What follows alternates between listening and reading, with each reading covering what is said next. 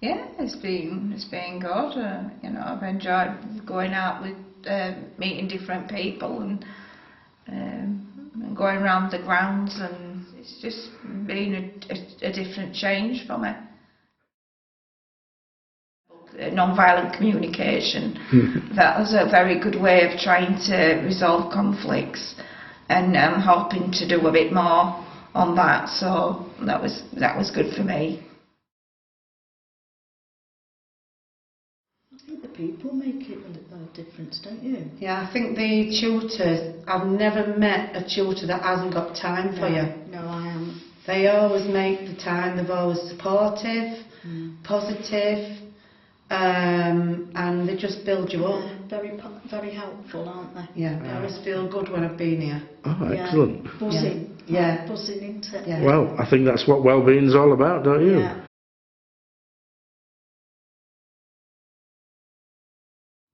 I tell you what I've learned. That it's amazing how you get people from different walks of life, but you can actually you get an understanding of how different people communicate and tick and work together. We're all, you know, it's like you get to understand how people think and react with each other, and you learn a lot from that. Challenges, I can't really say there's been many for me, because I've been getting a lot of support. I mean, because I've got mobility problems, I've been able to get a mobility scooter, so that's been really, really good, you know, because it's enabled me to get around a bit faster, which then reduces the stress of being late, being late for a workshop or something. Yeah. But the whole environment is just so supportive. So you know, I think any challenges you face can be overcome if you got the confidence to ask for help. And I think that's another thing that you learn on this course, that there's nothing wrong with actually asking. They actually encourage you, don't they?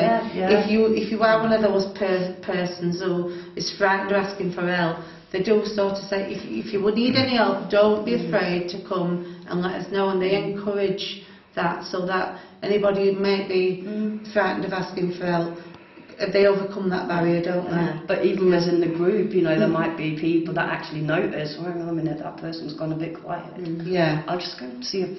So you always work together as well as a group. Yeah, you've got that support, you know, which is really nice. Each other, as well as from your tutor or someone else, a member of staff. You've always got each other supporting each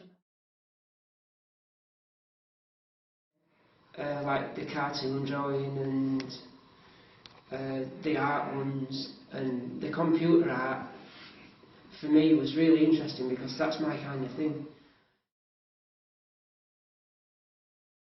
I think it's been a beneficial to stay in the accommodation side, and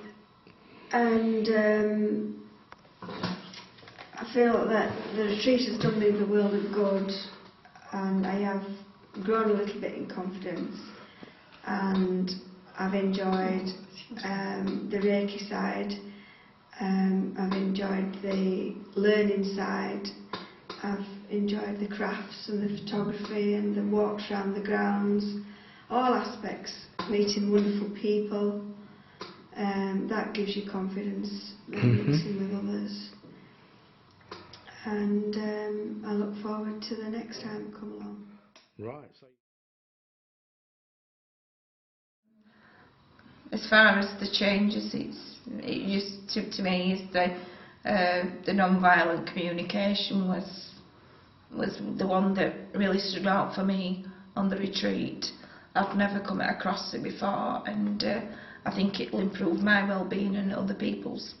But it was nice to try some things that I'd never done before, like the archaeology. Yeah. Well, I'm quite interested in that anyway, and to come and see that there, that here, was really good. And art, I've not done that for ages, and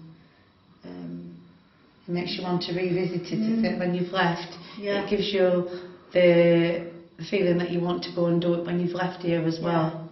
I've already bought some paints and a little palette thing, you know, some painting. And the mindfulness as well. I've bought a CD with calming music on, which I'm going to, you know, use for the mindfulness and the relaxing side of things.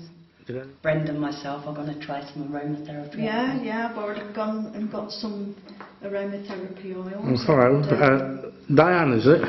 It is. Hello. To make as a result of coming to the retreat? Well, personally, Gillian and I are going to be making some more sock monkeys. It's one of the craft events that we did. We've had a short taster on photography, and that has changed the way we look at using cameras. Really? In what way? I've never been advised about the thirds on the screen. The composition and so on. How to take a better. So I literally point and click. Now, Used to point and click. if the articles I was pointing and clicking at ended in the correct hotspots, all well and good. If they didn't, I didn't know any better. Now I've got a little bit of an idea, and I would like to come back to a more complex setting, because I've got a crossover camera between a point and click and a single lens reflex digital camera. And there's a lot of buttons on it I don't know how to use particularly. So at the moment it's just a posh point and click. I'd like to be able to make better use of that. I'd like to be able to actually give some input back into the group. There's a diversity course, for instance, here. Now, I'm a bit of a rarity. I'm a trans person. I'm a trans person who doesn't mind acknowledging that I'm a trans person. It might be useful, perhaps, if I was able to come down here to be present at some of the diversity groups, to represent the people who are not normally in the room, the unheard voices. Because there are an awful lot of people in the community who don't believe they've ever met anybody like me.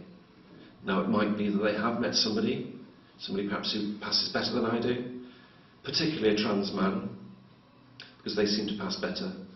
But we seem to strike fear into people's hearts, and we're not really bad people. So what I'd like to be able to do is to put out into the community the belief on behalf of all trans folk that we are actually valuable members of the community rather than something to be scared about.